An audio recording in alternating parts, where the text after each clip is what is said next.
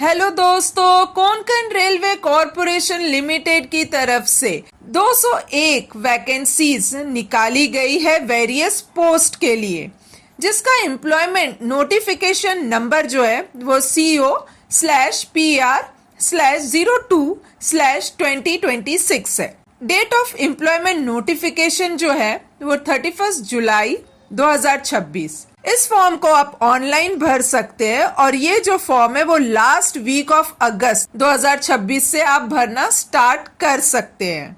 आइए सबसे पहले हम वैकेंसीज के बारे में जानते हैं। डिपार्टमेंट सिविल में निकाला गया है, जिसमें नेम ऑफ पोस्ट है जूनियर इंजीनियर और ट्रैक मेंटेनर। मेडिकल कैटेगरी जो है वो A3 रहने वाला है। जूनियर इंजीनियर के लिए टोटल 25 वैकेंसीज निकाली गई है। फिर ट्रैक मेंटेनर की बात कर ले तो इसमें टोटल वैकेंसीज 57 है। SNT की बात करें तो नेम ऑफ पोस्ट है सीनियर सेक्शन इंजीनियर, जहाँ पे मेडिकल कैटेगरी A3 है और यहाँ पे टोटल 5 वैकेंसीज निकाली गई है। फिर दूसरी पोस्ट की बात करें ESTM 3rd, जहाँ पे मेडिकल कैटेगरी B1 है और यहाँ पे टोटल वैकेंसीज 15 है।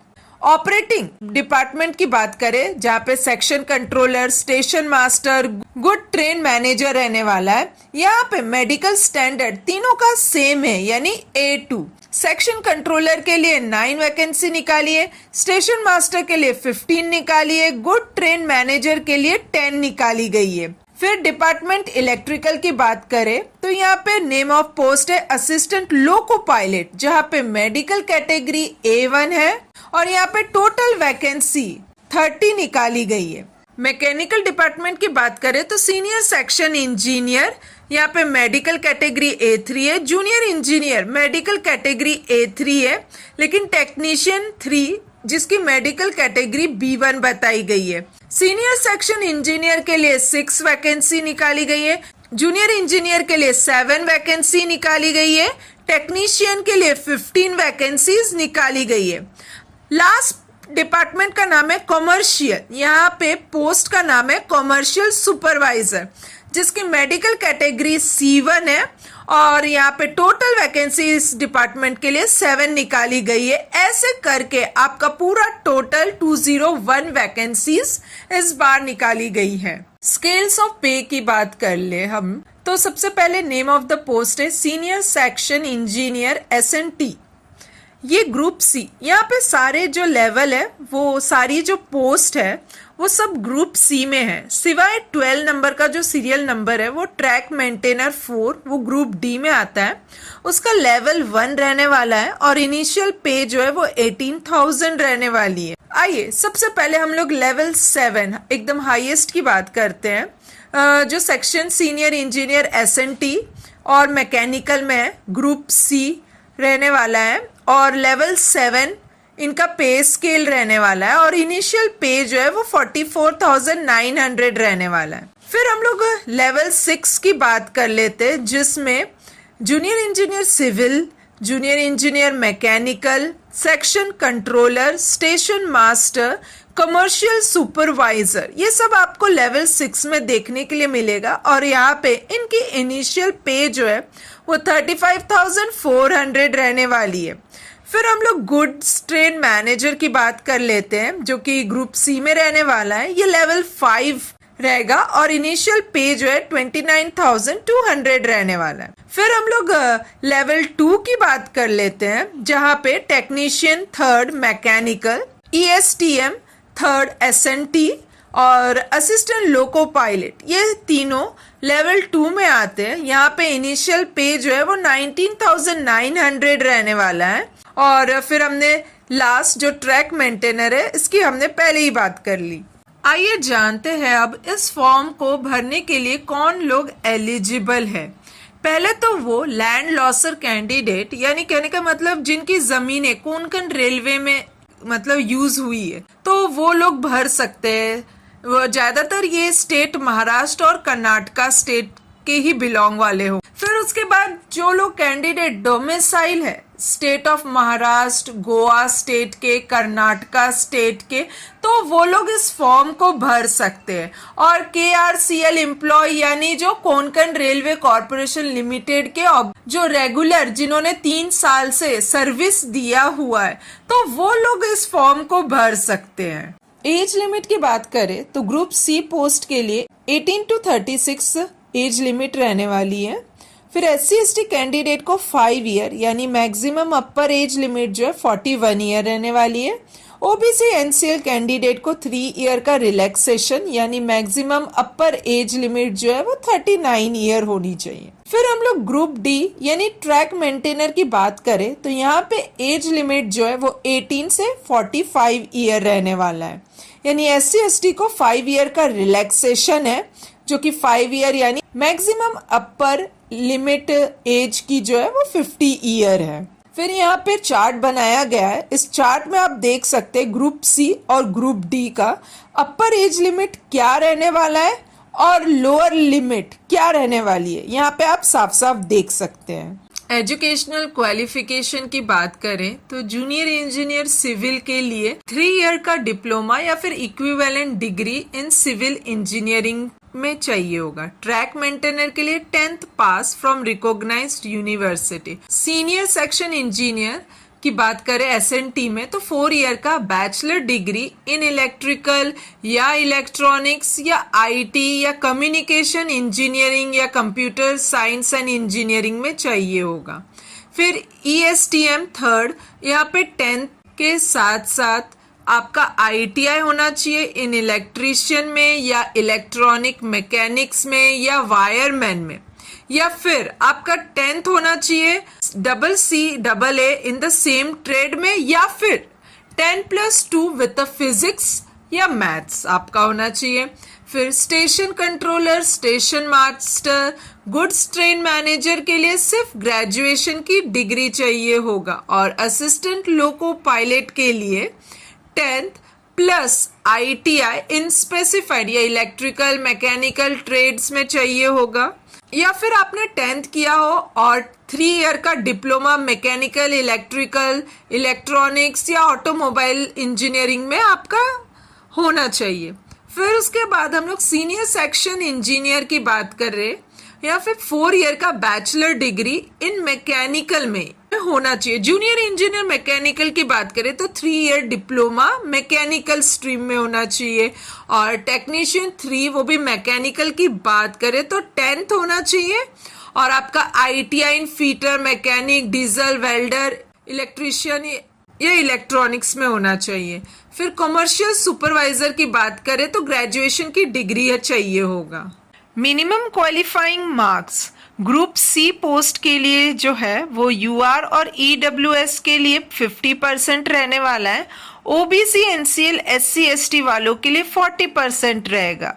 और वही ग्रुप डी पोस्ट यानी ट्रैक मेंटेनर उनके लिए UR और EWS के लिए 40%, OBC NCL SC/ST वालों के लिए 30% रहने वाला है। पैटर्न और सिलेबस की बात करें तो जो क्वेश्चंस होंगे वो 5 लैंग्वेजेस में आपको देखने के लिए मिलेगा। इंग्लिश, हिंदी, मराठी, कोंकणी और कन्नड़ लैंग्वेज में। आपको इनमें से कोई एक लैंग्वेज को चूज करना होगा। MCQ क्वेश्चंस जो है वो सीनियर सेक्शन इंजीनियर SNT या फिर सीनियर सेक्शन इंजीनियर मैकेनिकल की बात करें, यहाँ पे एग्जाम ड्यूरेशन जो है वो 90 मिनट्स का रहने वाला है। जनरल साइंस 10 के रहेंगे, बेसिक मैथमेटिक 20 का रहेगा, जनरल अवेयरनेस एंड रीजनिंग 20 के रहने वाले, टेक्निकल एबिलिटी 50 का रहेगा। और ऐसे करके टोटल क्वेश्चंस जो है वो आपको 100 देखने के लिए मिलेंगे और हर एक क्वेश्चंस जो है वो 3 मार्क का रहने वाला है। दूसरे पेपर पैटर्न की बात करें तो वो है जूनियर इंजीनियर मैकेनिकल की बात करते हैं, जहाँ पे सेम एग्जाम ड्यूरेशन आपका 90 मिनट्स का रहेगा। General science 15, basic mathematics 25, general awareness and reasoning 30, technical ability 30। ऐसे करके आपको 100 क्वेश्चंस देखने के लिए मिलेंगे और हर एक क्वेश्चंस जो है वो 3 मार्क का रहने वाला है। तीसरे सेक्शन की बात कर लेते हैं जो कि जूनियर इंजीनियर सिविल है। यहाँ पे भी एग्जाम ड्यूरेशन 90 का रहेगा, जनरल साइंस 10 का रहेगा, बेसिक मैथमेटिक्स 20 का, जनरल अवेयरनेस एंड रीजनिंग 20 के, टेक्निकल एबिलिटी 50 का और टोटल नंबर ऑफ क्वेश्चंस रहेंगे 100 के और हर एक क्वेश्चंस जो है वो 3 मार्क का देखने के लिए मिलेगा। फिर हम लोग बात करते हैं post section controller, station master, commercial supervisor, good trains manager के लिए। तो यहाँ पे भी एग्जाम ड्यूरेशन आपको 90 का होगा, जनरल साइंस 25 का, बेसिक मैथमेटिक्स एंड एप्टीट्यूड 35 का होगा, जनरल अवेयरनेस एंड रीजनिंग 40 का होगा और ऐसे करके टोटल नंबर ऑफ क्वेश्चंस 100 रहने वाले और हर एक क्वेश्चंस 3 मार्क का रहने वाला है। फिर हम लोग बात कर लेते हैं टेक्नीशियन 3 मैकेनिकल की, जहां पे नंबर ऑफ क्वेश्चंस 100, ड्यूरेशन 90 रहेगा, बस जनरल साइंस 20 का रहेगा, मैथमेटिक्स 30 का रहेगा, general intelligence, reasoning and awareness यहाँ पे 50 मार्क का रहेगा और हर एक क्वेश्चंस 1 मार्क का रहेगा। फिर हम लोग बात कर ले ESTM 3rd की पोस्ट, जहां पे exam duration 90, total number of questions 100, general science 25, basic mathematics 25, general awareness and reasoning 30 and technical ability 20 marks का रहने वाला है। यहाँ पे हर एक क्वेश्चंस 3 मार्क के रहने वाले हैं। और फिर हम असिस्टेंट लोको पायलट पोस्ट की बात कर लेते हैं। यहाँ पे भी ड्यूरेशन जो है वो 90, total number of questions 100, general science 15, basic mathematics 20, general awareness and reasoning 25, technical ability 40 marks का रहने वाला है। फिर हम उसके बाद ट्रैक मेंटेनर पोस्ट के MCQ की बात करें तो यहाँ पे एग्जाम ड्यूरेशंस 90 का रहेगा, टोटल नंबर ऑफ क्वेश्चंस 100 रहेंगे, basic science 20, basic mathematics 30, general awareness और करंट अफेयर 50। यानी कि आप जिस भी पोस्ट पे डाल रहे, आप जिस भी पोस्ट के लिए इंटरेस्टेड है, सबके पैटर्न्स थोड़े से अलग है, तो उस पर ध्यान दीजिएगा प्रिपेयर करते वक्त। फिजिकल एफिशिएंसी टेस्ट जो है वो ट्रैक मेंटेनर के लिए फिजिकल एफिशिएंसी टेस्ट रखा गया है, जहां पे वेट कैरी जो है वो मेल कैंडिडेट के लिए 35 kg रहेगा, 100 मीटर तक आपको लेके जाना होगा और वो भी इन 2 मिनट्स में। तो वहीं फीमेल कैंडिडेट को 20 kg कैरी करना होगा और 100 मीटर वो भी इन 2 मिनट्स में। रनिंग की बात कर ले तो मेल कैंडिडेट को जो है 1000 मीटर्स इन 4 मिनट्स 15 सेकेंड्स में कंप्लीट करना है। तो फीमेल कैंडिडेट को 1 किलोमीटर इन 5 मिनट्स 40 सेकेंड्स में कंप्लीट कर लेना है। जो भी कैंडिडेट रिजर्व कैटेगरी में बिलोंग नहीं करते हैं, जैसे जनरल कैटेगरी वाले, OBC कैटेगरी वालों, तो उनको 1180 रुपीज जो है वो चार्ज होने वाले। उसमें से एप्लीकेशन फी जो है वो 1000 रहने वाली है और 18% आपको GST दिया गया है।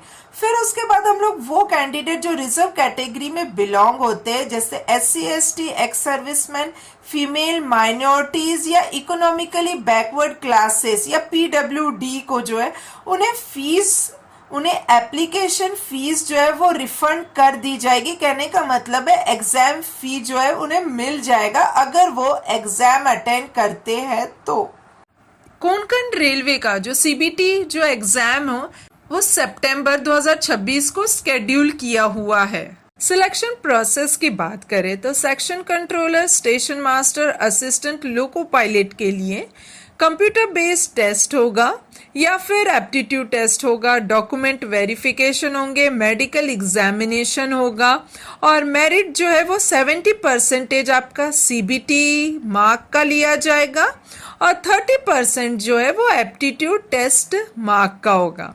फिर हम लोग senior section engineer, junior engineers, goods train manager, commercial supervisor, technician 3, ESTM 3 में जो है वो सिलेक्शन प्रोसीजर जो है उसमें CBT पहले होगा, फिर डॉक्यूमेंट वेरिफिकेशन होगा, फिर मेडिकल एग्जामिनेशन होगा।